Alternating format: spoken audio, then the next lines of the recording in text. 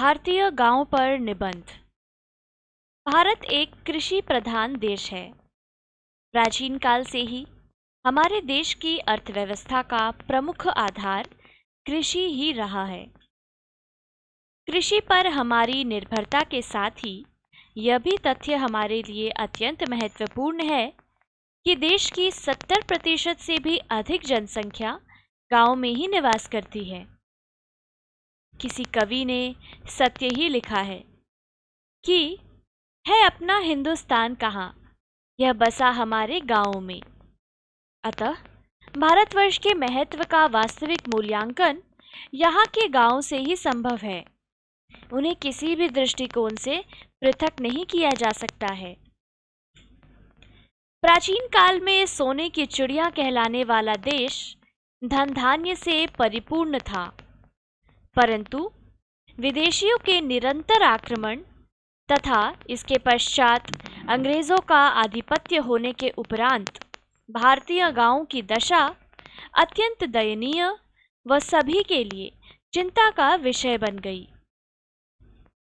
भारतीय गांव समय के साथ बेरोजगारी, अज्ञानता तथा पिछड़ेपन पर पर्याय बनकर रह गए।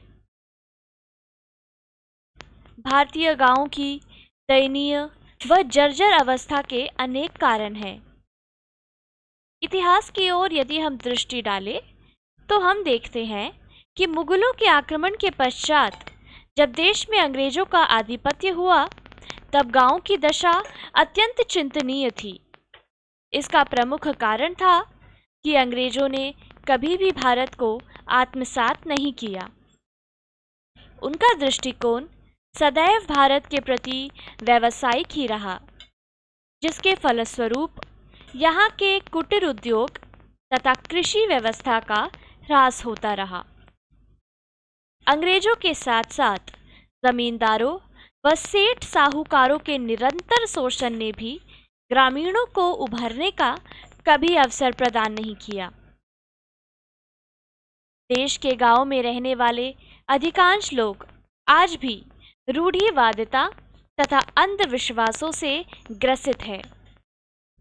पुरानी परंपराओं तथा सामाजिक बंधनों ने उन्हें इस प्रकार जकड़ रखा है कि वे स्वतंत्रता प्राप्ति के 5 दशकों के बाद भी विकास की प्रमुख धारा से स्वयं को पृथक किए हुए हैं। जातिवाद, भाषावाद जैसी विषमताएं आज भी उतनी ही प्रबल है जितनी वह पहले हुआ करती थी। झूठी शान शौकत अथवा सामाजिक प्रतिष्ठा हेतु कुछ लोग सामर्थ्य से अधिक कर्ज ले लेते हैं, जिसे वे जीवन पर्यंत चुकाने में असमर्थ रहते हैं।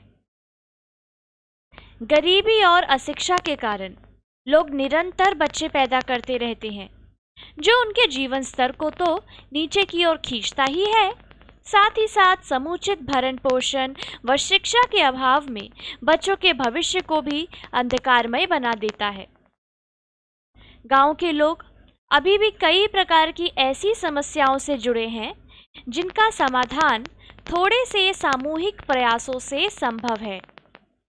गांव में ऊर्जा के गैर परंपरागत साधनों के प्रयोग की काफी संभावनाएं हैं, परंतु गांव की निरंतर उपेक्षा के कारण लोग अभी तक उपले जलाकर खाना पका रहे हैं। विज्ञान व तकनीक के क्षेत्र में वैज्ञानिकों ने अपार सफलता अर्जित की है, जिसके फलस्वरूप दुनिया सिमटती हुई प्रतीत होती है। विकास की इस दौड़ में भारतीय गांव भी अब अछूते नहीं रहे हैं। आज दूर दराज के गांवों को भी बिजली, पानी आदि सभी जरूरत की चीजें उपलब्ध कराई जा रही है। दूरदर्शन व अन्य संचार माध्यमों के द्वारा ग्रामीण लोगों को उत्तम कृषि, स्वास्थ्य व उत्तम रहन सहन संबंधी जानकारी दी जा रही है। गांव को सड़क तथा रेल मार्गों द्वारा शहरों से जोड़ने की प्रक्रिया निरंतर जारी है। गांव के विकास हेतु सरकार द्वारा अनेक परियोजनाएं समय समय पर प्रस्तुत की गई है। इनमें पंचायती राज व्यवस्था भी प्रमुख है, जिससे ग्रामीण दशा में काफ़ी सुधार हुआ है। सरकार ग्रामीण जनों तथा समस्त भारतीय नागरिकों का सामूहिक प्रयास अवश्य ही रंग लाएगा और हमारे भारतीय गांव आदर्श गांव बन सकेंगे।